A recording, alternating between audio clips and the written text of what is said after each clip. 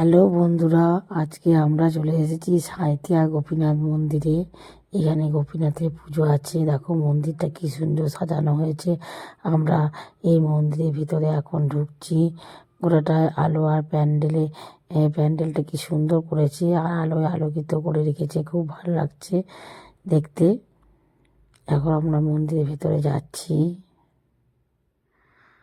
মন্দিরটা সাঁইথিয়াতে যে এত সুন্দর মন্দির আছে গোপীনাথে আমি জানতাম না। এটা হচ্ছে আমাদের গোপীনাথ মন্দির। এরপর আমরা মন্দিরের ভেতরে ঢুকবো। মন্দিরটা কি সুন্দর সাজিয়েছে।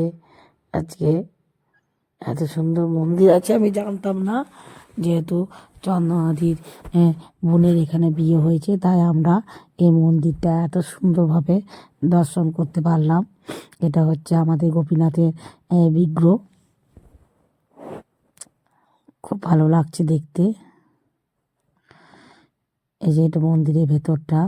মন্দিরটা খুবই সুন্দর, এত সুন্দর মন্দির। আজকে পুজো আছে বলেই আমরা এখানে এসেছি। আজকে রাতে, কালকে প্রসাদ বিতরণ করা হবে, সেটাও তোমাদেরকে পরের ব্লকে আমি দেখাবো। এটা মন্দিরের ভেতরটা। মন্দিরটা খুবই সুন্দর, কত ভিড়। আর এগুলো হচ্ছে মন্দিরের ভেতরে ছবিগুলো। এই ছবিগুলো আমি তুলে রেখেছি। ভিডিওটা ভালো লাগলে কমেন্ট শেয়ার করে দিও। এগুলো সব মন্দিরের ভেতরে ছবি। আজকে যেহেতু পুজো আছে, তাই গোপীনাথের মন্দিরটা এত সাজানো হয়েছে। টাটা।